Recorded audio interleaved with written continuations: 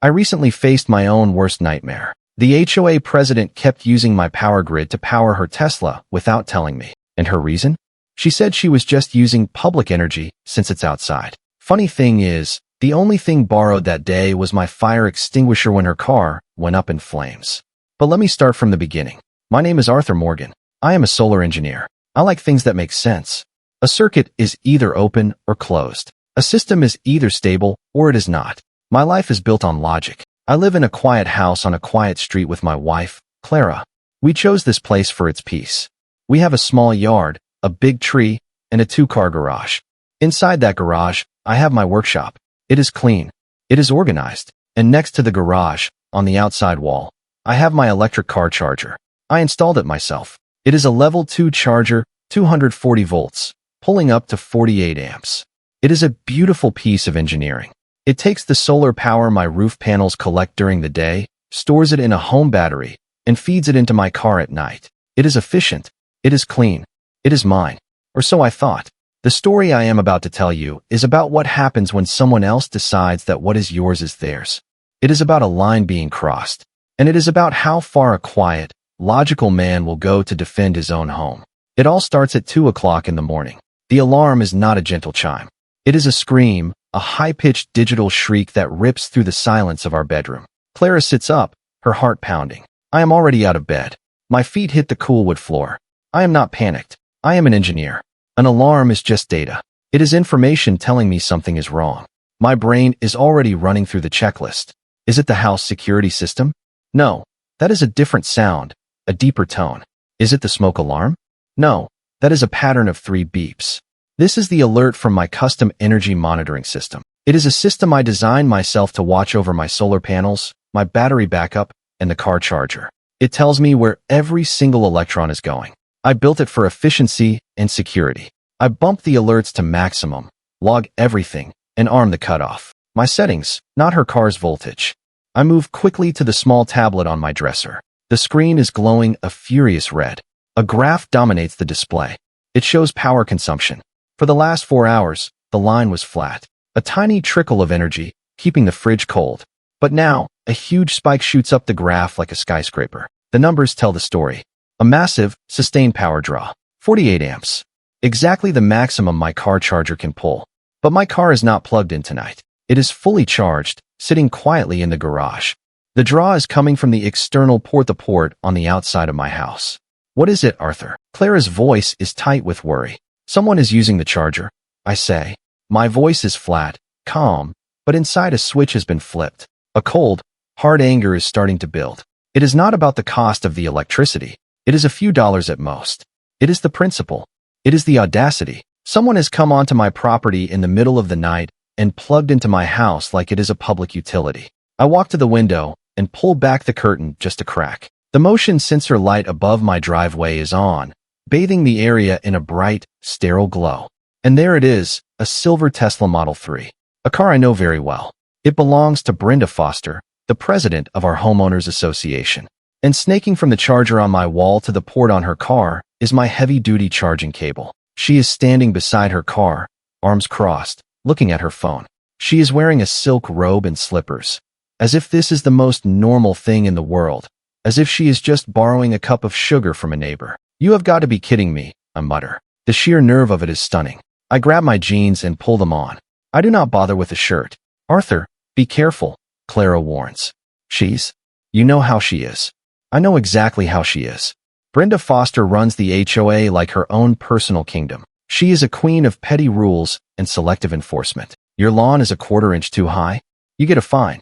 Your trash can is visible from the street for 10 minutes too long? You get a warning letter. But her prize-winning rose bushes creep a foot over the property line into neighbor Leo's yard? That is just enhancing the community aesthetic. She is a woman who believes rules are for other people. I walk out the front door and down the driveway. My bare feet are cold on the concrete. The air is still and cool.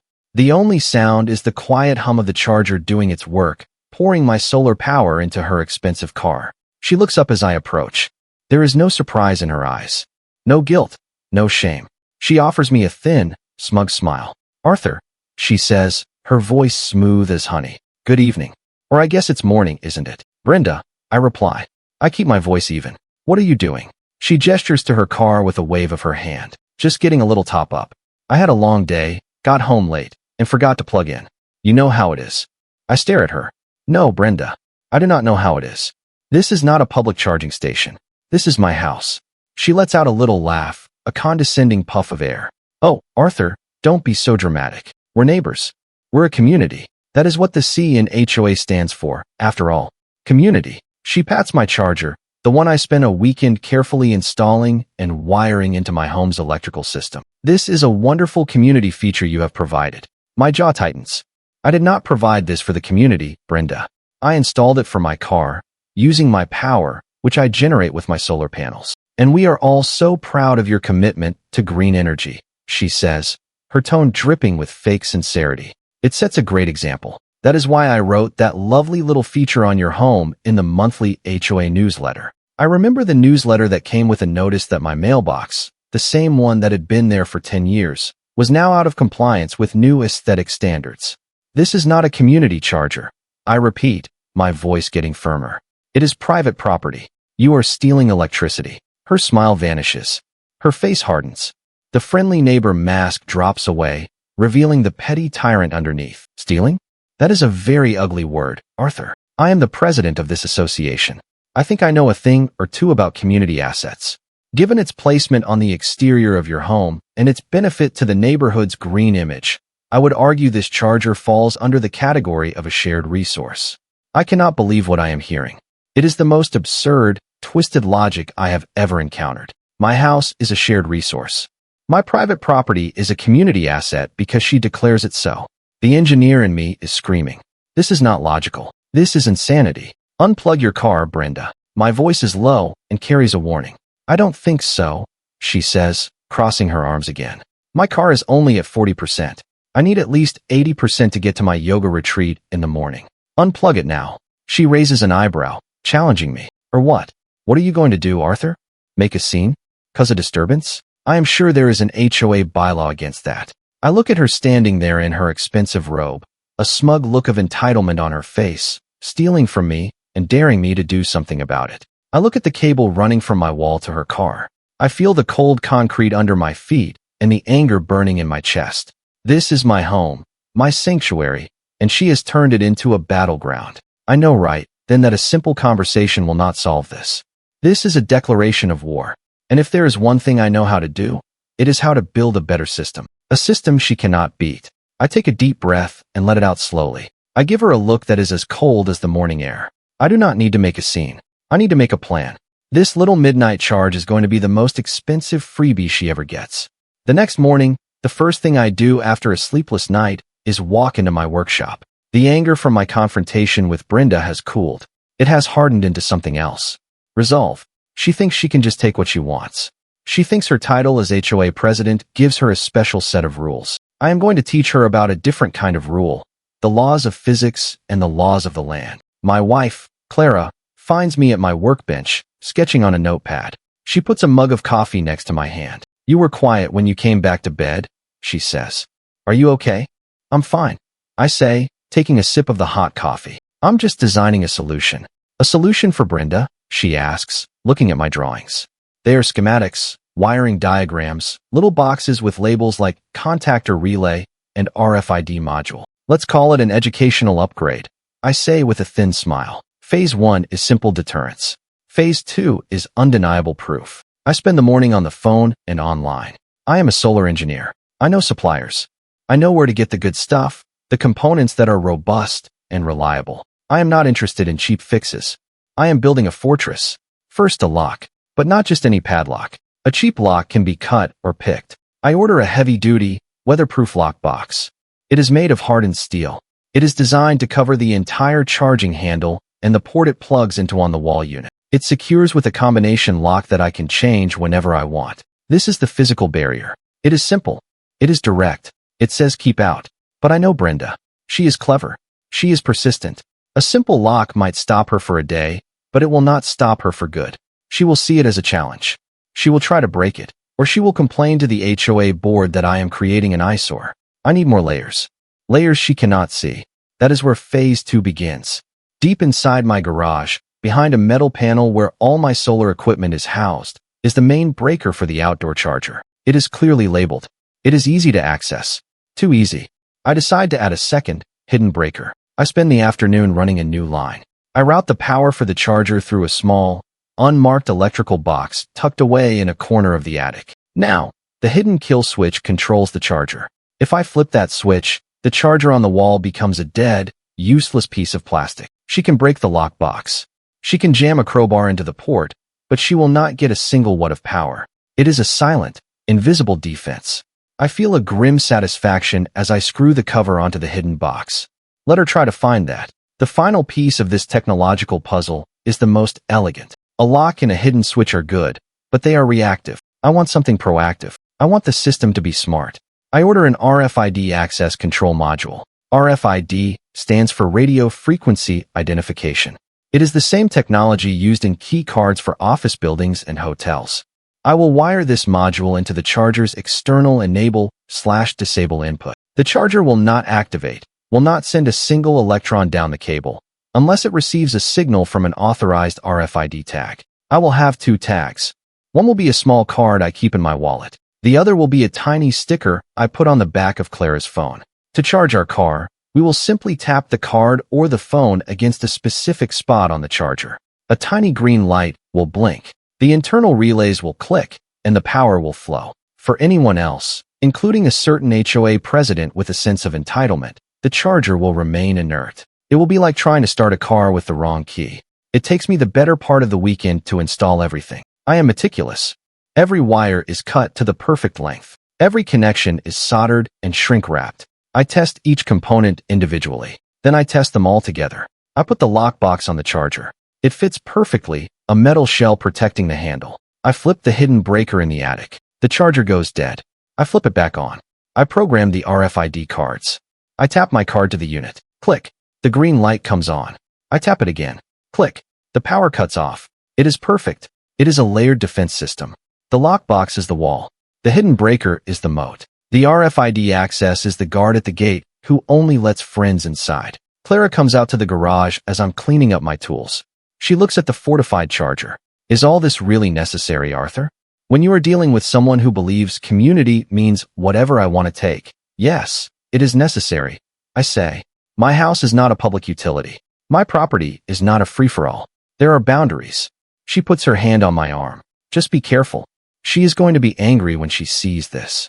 I am counting on it, I reply. Let her be angry. Let her try something. Because the next time she comes to my charger, she is not just going to find it locked. She is going to find it is a lot smarter than she is. I feel a sense of calm settle over me. I have taken control of the situation. I have used my skills, my knowledge, my logic to build a defense. I have reinforced my home. Now, all I have to do is wait. I know she will be back. People like Brenda Foster cannot stand being told no. They see a boundary as a dare, and I am ready for her. My system is ready. The trap is set. The only question is when she will walk into it. A week goes by. The new lockbox on my charger gleams in the sun. It is a silent statement of defiance. I see Brenda Foster a few times. She drives past my house, her eyes lingering on the charger. She gives me a cold, tight-lipped glare at the community mailbox. She says nothing, but I can feel her anger simmering under the surface. It is in the way she holds her shoulders, the rigid set of her jaw. She is planning something. I know it. People like her do not just give up. They escalate. They look for a loophole. They look for a way to prove they are still in charge. I check my system every night before I go to bed. The hidden breaker is on. The RFID system is active. The fortress is ready. I add one more layer, the final piece of my defense. My current system is designed to prevent theft, but it is not designed to prove attempted theft. If she tries to break the lock and fails, it is my word against hers. She could claim I am harassing her. She could claim the lock is an HOA violation. I need something more. I need irrefutable evidence. I need a black box. In engineering, a black box is a device that records everything that happens in a system. After a failure, you open the box and it tells you exactly what went wrong. I am going to build a black box for my car charger. I go back to my workshop. My plan is to build a device that sits between the main power line and the charger itself. This is perfectly legal. The National Electrical Code has provisions for monitoring equipment. I am a certified engineer. I know the code by heart. I will build a monitoring port. It will be a small, weatherproof box installed right next to the charger. Inside this box, I will place a microcontroller, a tiny computer connected to a set of sensors. These sensors will measure the voltage and the current flowing to the charger. The data will be recorded every second to a small SD memory card. A timestamp will be logged with every entry. It will create a perfect, second-by-second diary of the charger's activity. But this monitor will do more than just record data. I will program it with a set of rules. Rule number 1. If the current draw exceeds a certain threshold without RFID authorization, an alarm is triggered. Not the loud, screaming alarm inside my house, but a silent digital alert sent directly to my phone. Rule number 2, and this is the important one. If the sensors detect a dangerous electrical event, like a short circuit or a sudden, erratic power surge, the monitor will instantly cut the power. I will install a high-speed contactor, a type of heavy-duty electrical switch. In the event of a problem, the microcontroller will send a signal to the contactor, and it will physically disconnect the charger from the power grid in milliseconds. It cannot raise voltage or push extra power, only shut things down and record. It is a safety feature, a circuit breaker for the circuit breaker. It is designed to prevent fires. It is also designed to stop a thief in their tracks. The installation is tricky. I have to de-energize the entire circuit, of course. I cut into the main conduit and carefully wire in my monitoring box. I make sure every connection is sealed and waterproof. To an outside observer, it just looks like a small gray utility box. Nothing special, but I know what is inside. It is my silent witness. It is my guardian. Once it is installed, I run a series of tests. I try to activate the charger without the RFID card. My phone buzzes instantly. Unauthorized access attempt. The message reads. The log on the SD card shows a record of the attempt, timestamped down to the millisecond. Then I simulate a short circuit. I use my test equipment to create a brief, controlled fault. The result is instantaneous. A solid, audible thunk comes from the monitor box as the contactor disengages. The power to the charger is cut. The log on the SD card reads, critical fault detected, power disconnected. Reason, overcurrent event. The system is complete. It is beautiful. It is a masterpiece of personal security. It is robust. It is legal. And it is entirely on my property. It does not watch Brenda. It does not record her. It only records the activity of my own electrical circuit. It is a system of pure logic. If the correct key is used, power flows. If the wrong key is used, or if a dangerous event occurs, the power stops and a record is made. There is no ambiguity. There is no room for argument. Clara watches me as I put the cover on the monitor box. Another upgrade? She asks. The final one, I say. This one is the notary public. It just sits here and takes notes. And if it sees anything dangerous, it pulls the plug. You really think she's going to try something else? She asks, her voice laced with a weary concern. She is tired of the drama. So am I. I know she will. I say. She has been stewing for a week. Her ego is bruised. She was publicly denied something she wanted, and she cannot let that stand. She is not going to try to get a free charge anymore. Now she is trying to win. But she does not know the game has changed. She is playing checkers. I am playing chess. I feel a strange sense of anticipation. It is not a pleasant feeling. It is a knot of tension in my gut. I have built this intricate, logical defense around my home. And now I am just waiting for the attack. I hate it. I hate that this woman has forced me to turn my home into a fortress. I hate the conflict. But there is a part of me, the engineering part, the problem-solving part, that is grimly satisfied. I have analyzed the problem. I have designed a solution. I have built and tested it. Now the system is live. All it needs is an input. I have a feeling Brenda Foster is going to provide that input very soon. And my little gray box will be there to record it all. The night is dark. A thin sliver of moon hangs in the sky, offering little light. It is just after midnight. I am in my living room reading a book. Clara is already asleep. The house is quiet. Then my phone buzzes on the table next to me. It is not a loud ring. It is a short, sharp vibration. I pick it up. The message on the screen makes my blood run cold. Unauthorized access attempt. My system is talking to me. Someone is at the charger. It can only be one person. I get up and move silently to the window, the same one I looked through a week ago. I peer through the blinds. The motion sensor light is on again, casting long shadows across the driveway. And there she is. Brenda Foster. She is not wearing a silk robe this time. She is dressed in dark clothes. She looks like a cat burglar. But the most important thing is what she is holding in her hand. It is not my charging cable. My cable is locked securely inside its steel box. She has brought her own equipment. From my vantage point, I can see it clearly. It is a cheap, uncertified adapter, flimsy wiring, no proper safeties. It has a standard plug on one end, the kind you would use for a regular wall outlet, and a Tesla charging connector on the other. My stomach twists into a knot. I know what she is trying to do.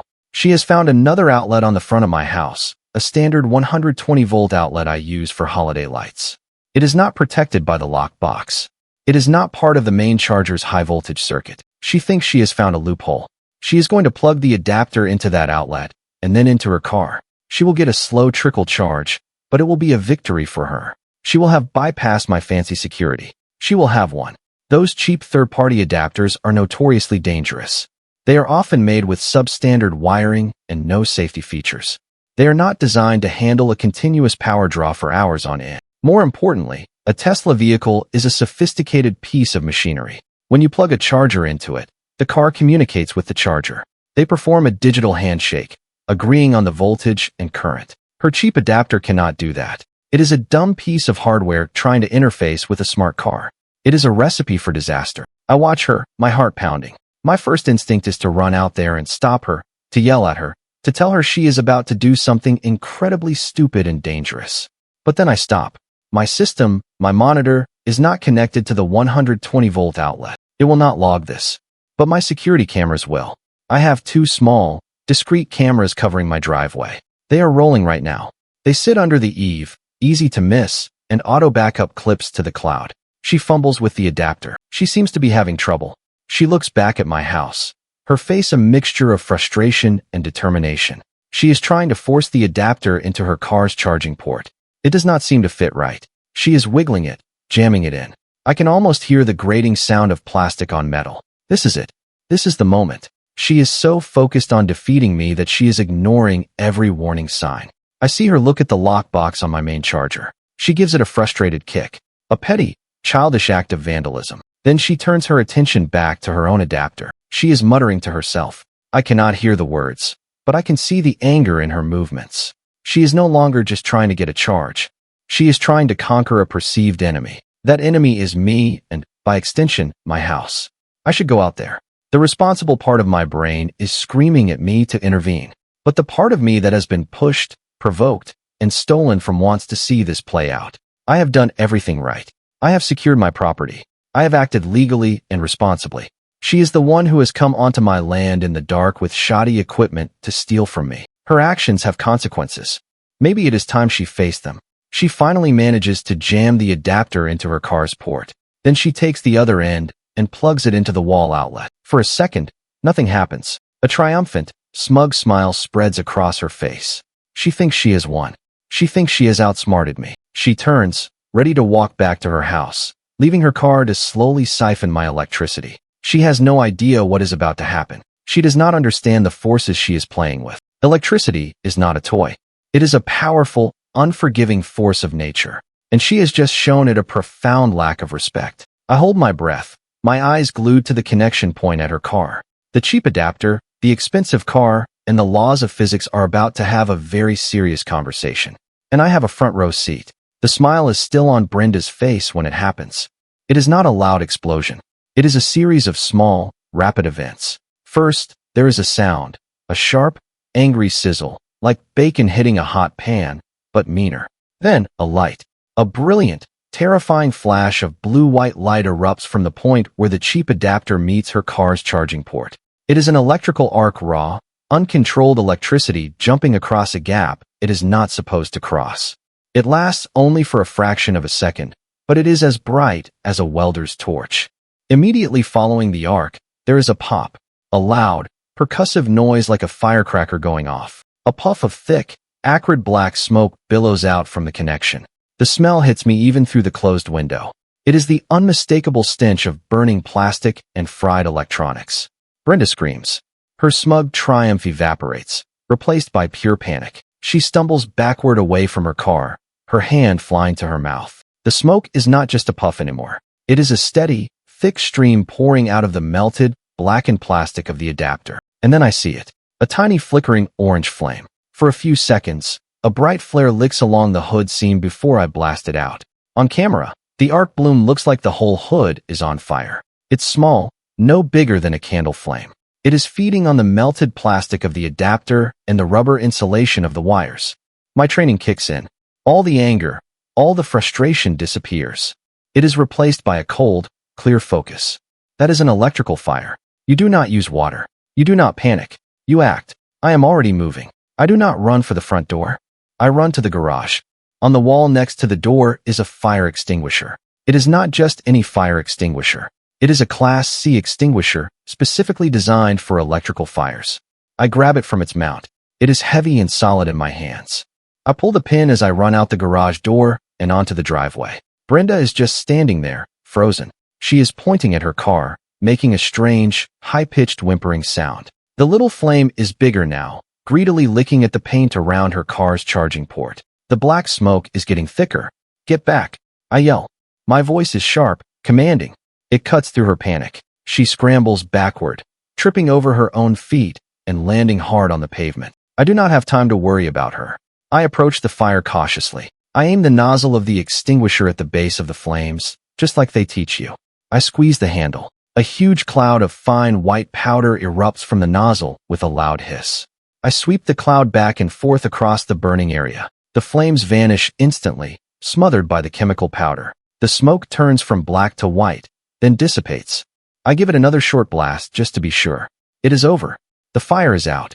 The silence that follows is deafening. The only sound is the faint ringing in my ears. The air is thick with the chemical smell of the extinguisher powder, which now coats the side of her silver Tesla in a layer of fine dust. The area around the charging port is a melted, blackened mess. The cheap adapter is a deformed lump of charred plastic fused to the car. Her expensive high-tech car, now scarred and damaged because of her own arrogance and stupidity. I stand there, the heavy extinguisher in my hand, my heart pounding from the adrenaline. I look at the damage. Then I look at Brenda. She is still on the ground, staring at her car, her face a mask of disbelief and horror. The reality of what just happened is starting to sink in. She did this.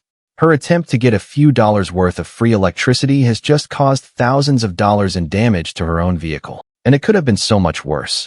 If I had not been watching, if I had not had the right equipment, that small flame could have easily spread to the car's battery. A lithium-ion battery fire is a catastrophic event. We could have been looking at a chemical inferno that would have taken the fire department hours to control. She finally picks herself up off the ground. She looks at the mess. She looks at me standing there with the fire extinguisher. I expect to see shame. I expect to see regret. I expect to see a glimmer of gratitude that I just saved her car from burning to the ground. I see none of those things. Her expression shifts. The horror melts away, and in its place, I see a cold, calculating fury. Her eyes narrow. She is not thinking about the fire. She is not thinking about the danger. She is thinking about who to blame. And her eyes are locked on me. In that moment, I realize my problem is not over. It is just beginning. She is not going to take responsibility. She's going to try to burn me down instead. You, she screeches, her voice shrill, cutting through the night. You did this. You sabotaged my car. I stare at her, my mind struggling to process the accusation. I just put out a fire that she started, and she is blaming me. The sheer, unmitigated gall is breathtaking. Brenda, are you insane? I say, my voice low and dangerous. You plugged a cheap, illegal adapter into your car. It shorted out. I just saved your car from burning to a crisp. Lies, she shrieks, pointing a trembling finger at me. Your charger. It's your faulty equipment. You set a trap. Her eyes dart around the driveway, wild and frantic. She is looking for an angle, a way to spin this, a way to turn her catastrophic failure into my fault. And then her eyes land on the small gray utility box on the wall next to my main charger. The monitor box. My silent witness. A tiny red light is blinking on its surface. The light that indicates it has recorded a fault. The light that shows the SD card inside is full of data. My proof. Before I can react, she lunges for it. She moves with a surprising speed, fueled by pure desperation. She pries open the cover of the monitor box with her fingernails. It is just a simple plastic latch, not designed to withstand a determined assault. After this night, I'll replace it with a tamper screw and a lock. She sees the small SD card nestled in its slot. She knows what it is. It is evidence. It is the black box from the crash scene. Without a moment's hesitation, she yanks the card out of the slot. Hey, I yell, taking a step toward her. That's mine. She clutches the tiny piece of plastic in her fist, as if it is a precious jewel. She gives me a look of pure, venomous triumph. No, she hisses. This is evidence. Evidence of your criminal negligence. And then she runs. She turns and sprints across my lawn, heading into the darkness between our houses. For a second, I am frozen in shock. She not only tried to steal my power, started a fire, and blamed me for it, but now she has stolen the very evidence that would prove my innocence. The cold anger I felt before comes roaring back, hotter and more intense than ever. This is no longer about electricity or property. This is a direct assault. She is trying to ruin me. I drop the fire extinguisher. It clangs loudly on the concrete, and I run after her. I am not thinking. I am just reacting. The primitive, protective part of my brain has taken over. She has a head start, but I am faster. I vault over the low hedge that separates my yard from my neighbor's. I can hear her crashing through the bushes ahead of me. She is making a lot of noise. What's going on? A voice shouts from a nearby house. It is my neighbor Leo, a good guy. A little nosy, but his heart is in the right place. His porch light flicks on, illuminating the scene. She's trying to frame me. I yell back, not breaking my stride. I am closing the distance. I can see her just ahead, running awkwardly in her dark clothes. She glances back, her eyes wide with panic when she sees me gaining on her. She is not going to get away. I will not let her. I will not let her take my name, my reputation, and twist it into a lie. I will get that card back. My entire future might depend on that tiny piece of plastic she is holding in her hand. The chase is on. I am no longer just defending my property. I am fighting for the truth, and I will not lose. The chase is short and chaotic. We are running through the manicured backyards of our neighborhood. I dodge a bird bath. I leap over a garden gnome. Brenda is not as agile. She stumbles through a rose bush, letting out a yelp of pain. She is breathing heavily, her panic giving way to exhaustion. I am just a few feet behind her now. Give me the card, Brenda. I shout, my voice ragged. Stay away from me, she screams, clutching her hand to her chest. You assaulted me. Everyone will hear about this. She is already building her narrative, creating her story of victimhood. It is impressive in a horrifying way. We cut across another lawn, and suddenly we are blinded by headlights. A car has pulled up to the curb at the end of the street. The red and blue lights on its roof begin to flash, painting the houses in strobing colors. It is a sheriff's deputy. Someone must have called 911. Leo later tells me he made the call. Brenda sees the police car, and her strategy shifts instantly. She stops running. She turns and puts her hands up, feigning surrender. She starts crying. Loud, theatrical sobs. Help, she wails. Officer, thank God. This man, he attacked me. He tried to burn my car. I skid to a stop a few yards away, my chest heaving. I put my hands up as well, to show I am not a threat. The deputy gets out of the car, his hand resting on his sidearm. He is cautious, his eyes flicking between me and the hysterical woman in front of him. All right, what's going on here? He says, his voice calm but firm. He's crazy. Brenda sobs, pointing at me. I plugged my car in, and he had some kind of device on it. It blew up. Then he chased me. He was going to hurt me. The deputy looks at me. I take a slow, deep breath, trying to calm my racing heart. I need to be the logical one here. I need to be the calm one. Officer, I start, keeping my voice steady. My name is Arthur Morgan. I live right there. I point back towards my house.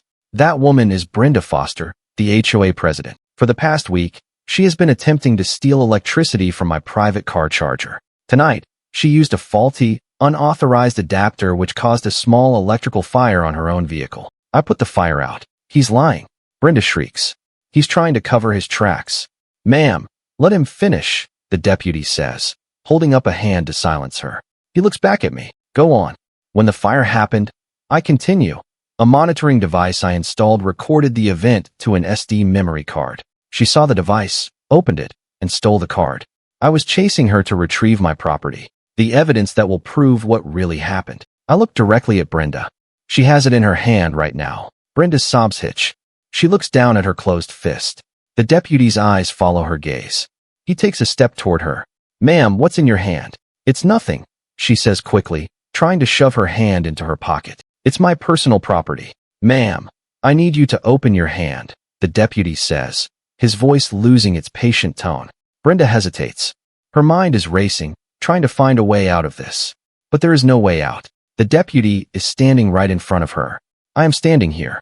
Neighbor Leo has come out onto his lawn and is watching the whole thing. The trap has closed. Ma'am. Now, the deputy says, his voice leaving no room for argument. Slowly, reluctantly, Brenda uncurls her fingers.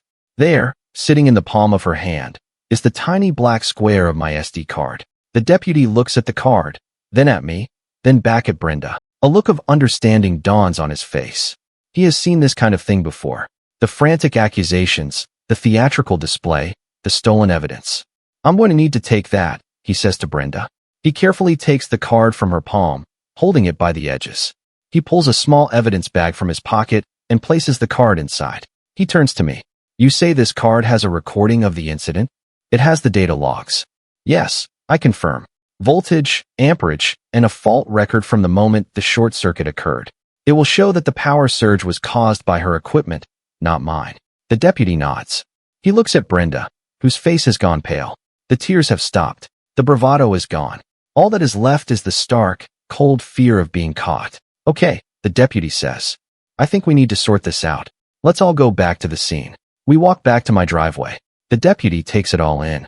The fire extinguisher on the ground, the white powder coating the side of the Tesla, the melted, blackened mess of the adapter. He shines his flashlight on it. This the adapter you were talking about? He asks me. Yes, sir, I say. A cheap third-party device.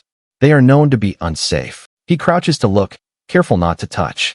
Professional, treating it like a crime scene. He looks at my charger, at the lockbox, and at the open monitor port where the SD card used to be. The story I told him is matching the physical evidence perfectly. Did anyone else see what happened? The deputy asks, looking around. I did. Neighbor, Leo calls out from his lawn.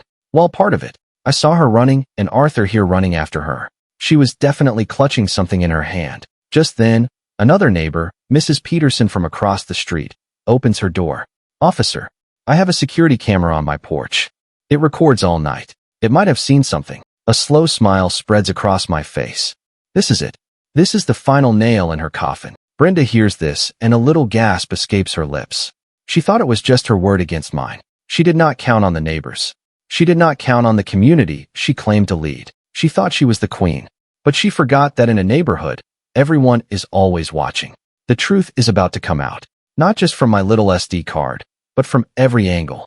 Her lies are about to be exposed to the bright, unforgiving light of a dozen porch cameras.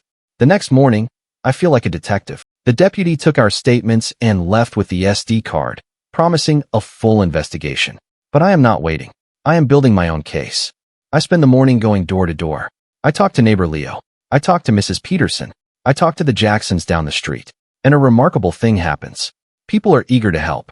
It turns out I am not the only one who has had a run-in with Brenda Foster and her tyrannical HOA reign. Leo tells me about the fines he got for his son's basketball hoop.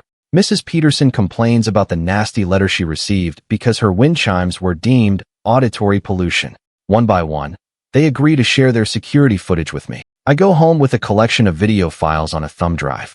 I sit down at my computer, a fresh cup of coffee by my side, and I begin to piece together the timeline. The footage is incredible.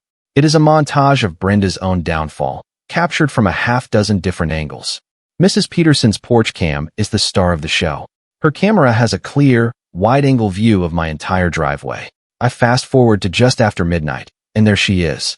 I watch in crystal-clear high definition as Brenda Foster sneaks onto my property. I see her carrying the cheap adapter. I see her kick my charger's lockbox in frustration. I watch as she jams the adapter into her car. I see the flash of the electrical arc. I see the puff of smoke. I see her panic. The video has no sound, but the images are damning. Then I switch to Leo's camera. His is a doorbell cam, and it captures audio. It does not see the initial event, but it picks up right after I put the fire out. I can hear her voice, clear as day, shrieking at me. You set my car on fire. The lie is recorded for all to hear. Then I see her lunge for my monitor box. I see her steal the SD card. The video shows her running, and it shows me chasing after her, yelling for her to give it back. I sync the video files together, creating a multi-angle timeline. It is irrefutable. It shows her intent. It shows her actions. It shows her starting the fire. It shows her stealing the evidence. And it shows her lying to create a false narrative. I save the final edited video file. It is a 2-minute clip that tells the entire story without me having to say a single word. It is the truth, compiled and edited for maximum impact. While I am working, Clara is on the phone. She's talking to her friend, who is a paralegal. She is asking about the legality of my recordings.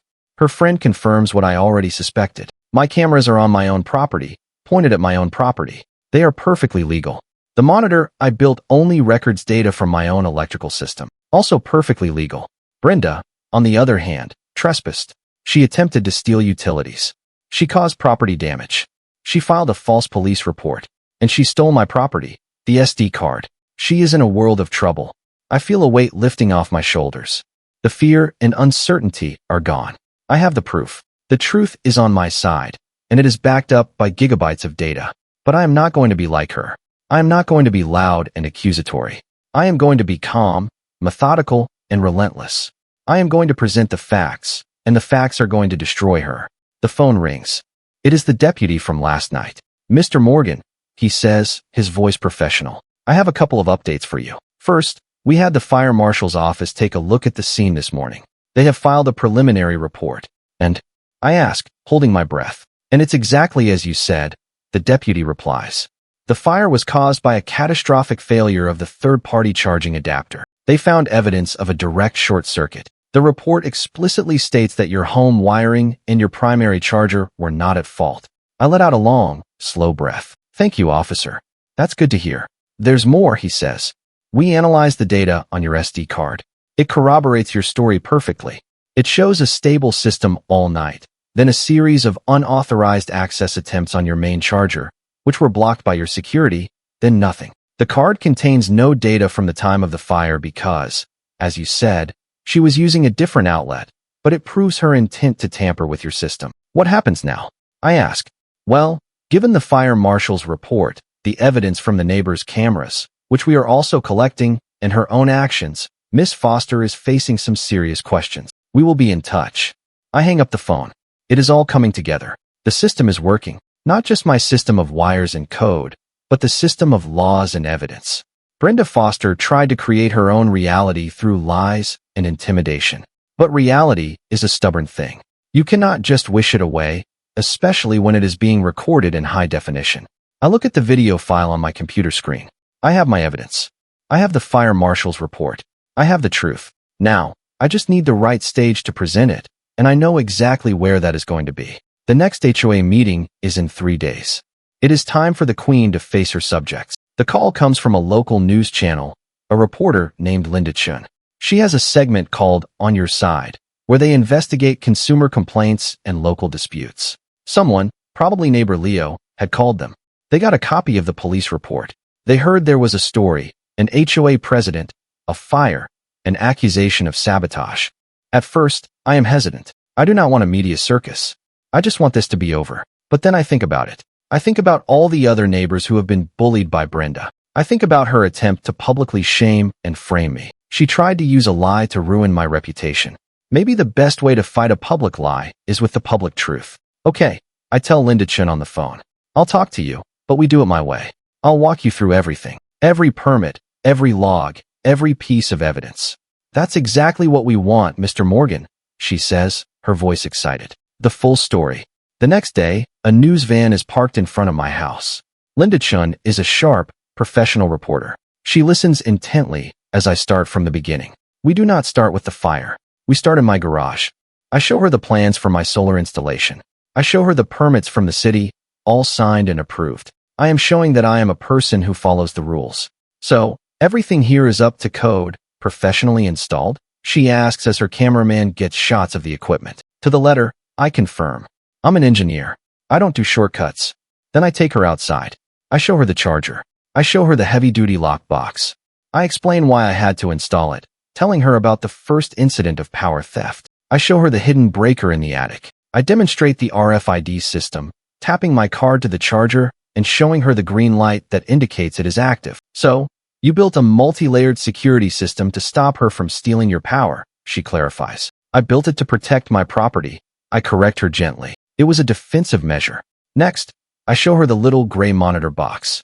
And this is the key piece of the puzzle, I say. I explain what it does, how it logs data, how it has a safety cutoff. I hand her a printed copy of the fire marshal's official note. She reads it carefully. Her eyebrows shoot up. So, the fire marshal confirms the fire was caused by her cheap adapter, not your equipment, she says, holding the paper up for the camera. Correct, I say. It was a dangerous, uncertified piece of hardware. The fire marshal's report calls it a catastrophic failure. Finally, I invite her into my house. I sit her down at my computer. And now, I say, I'll show you what happened that night. I play the video, the compiled footage from my cameras and my neighbor's cameras. I do not narrate. I let the video speak for itself. Linda Chun is silent, her eyes glued to the screen. She sees Brenda sneak onto the property. She sees the arc of electricity. She sees the smoke, the fire. She hears Brenda's shouted accusations. She sees her steal the SD card. She sees the foot chase. When the 2-minute clip is over, there is a stunned silence in the room. Wow, Linda says softly. That's incredibly clear. The truth usually is, I say. The news crew spends another hour getting more footage. They film the blackened scorch mark on the side of Brenda's Tesla, which is still parked in her driveway. They try to get a comment from Brenda, but she slams the door in their face. The segment airs that night on the 6 o'clock news. It is devastating. It is a calm, factual, step-by-step dismantling of Brenda's story. It shows me as a meticulous homeowner forced to defend his property. It shows the permits, the logs, the fire marshal's report, and it shows the video evidence of her actions. It paints a picture not of a criminal, but of a victim of a bizarre and dangerous campaign of harassment by an out-of-control HOA president. The phone starts ringing almost immediately. It is neighbors. We saw the news. Good for you, Arthur. It's about time someone stood up to her. We're with you 100%. The tide of public opinion, at least in our small corner of the world, has turned into a tsunami. Clara watches the segment with me, her hand gripping mine. You did it, Arthur, she says, her voice full of pride. You told the truth. I just presented the data, I say, but I feel a sense of profound relief. The weight of the accusation has been lifted. The truth is out there. But there is one final step, one last battle to be fought, the HOA meeting. Brenda Foster is still the president. She still holds a position of power. The news report was my air support. Now I have to go in for the ground assault. I need to face her. Not just for me, but for everyone else in the community she has bullied. The HOA meeting is tomorrow night. It is going to be the final showdown. And this time, I am not just bringing my voice. I am bringing a projector. The HOA meeting is held in the community clubhouse, a sterile room with a drop ceiling and fluorescent lights. It usually has about 10 people, tops. Tonight, it is standing room only. Every chair is filled. People are lining the walls. The news report has galvanized the neighborhood. They are not here for a boring discussion about landscaping budgets. They are here for a reckoning. I walk in with Clara and neighbor Leo. I am carrying a laptop and a small projector. Brenda is already there, sitting at the head of the long table with the other 4 board members. She looks pale and drawn. She refuses to make eye contact with anyone. The other board members look deeply uncomfortable. They have all seen the news. They know they are sitting next to a ticking time bomb. The meeting starts with the usual formalities, the Pledge of Allegiance, the reading of last month's minutes. The air is thick with tension. Brenda is rushing through the agenda, her voice a monotone. She is trying to pretend this is just a normal meeting. She is trying to maintain control, but she has already lost it. Finally, she gets to the new business portion of the agenda. There is no new business, she says quickly. So, if there's no further discussion, a motion to adjourn is. I have some new business, I say, my voice cutting through the room. Every eye turns to me. Brenda freezes, her mouth half open. You are not on the agenda, Arthur, she says, her voice shaking slightly. I am putting myself on the agenda, I reply calmly. I am a homeowner in this community, and I have a presentation for the board and for my neighbors. One of the board members, a man named Walter, clears his throat. Brenda, I think we need to let him speak. The other board members nod in agreement. They know they cannot shut this down. Not with this many witnesses. Brenda sinks back in her chair, defeated. Fine, she mutters. 5 minutes. I will only need 2, I say. I walk to the front of the room and set up my projector. I aim it at the blank wall behind the board members. I turn it on, and the screen of my laptop is projected onto the wall, large enough for everyone to see. I do not say a word. I just click play. The video starts. The room is silent except for the sound coming from my laptop speakers. They see her sneaking onto my property. They see the flash. They hear her accusations. They see her steal the SD card. They see the chase.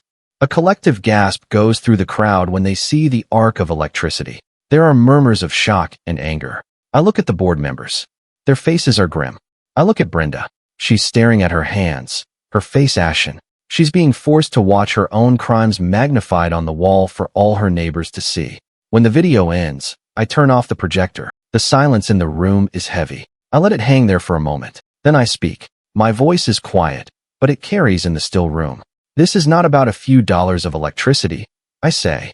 This is about an abuse of power. The person leading our community, the person we entrust with our dues and our rules, has been caught trespassing, stealing, and attempting to frame a member of this community to cover her own actions. She created a dangerous situation that could have set a car on fire, or worse. She lied to the police.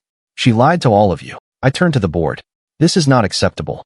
We cannot have a person like this in a position of leadership. It is a liability. It is a disgrace. I am formally calling for a vote of no confidence and for the immediate removal of Brenda Foster as president of this homeowners association. Leo stands up. I second that motion. Walter, the board member, looks at Brenda. Brenda, do you have anything to say in your defense? Brenda looks up. Her eyes are filled with a mixture of rage and despair. She opens her mouth, but no words come out. What can she say? Everyone in the room just saw the truth. She closes her mouth. She shakes her head. All right, Walter says, his voice firm. We will vote. All in favor of the motion to remove Brenda Foster from the HOA board, effective immediately. All around the room, hands go up. A forest of them. It is unanimous. Every single person in the room, except for Brenda herself, votes yes. The other 4 board members also raise their hands. Walter looks at Brenda. The motion passes, he says. You are removed. It is over. The queen is deposed. But I am not done. One more thing, I say. Restitution. I hold up an invoice from a certified Tesla shop. Her negligence damaged my outlet, and I bought the extinguisher. I expect reimbursement. Walter takes it. Reasonable. The board nods. The HOA will compensate you. I raise one more document. A temporary restraining order, signed this morning. Brenda Foster is to have no contact with us and must stay 100 yards from my home. Whispers ripple. That's the seal on her fall. Brenda glares, powerless. She shoves back her chair and leaves. The room erupts. Applause, handshakes, relief. I turn to Clara. She's tearful, smiling. I put an arm around her. The fight is over. Peace returns.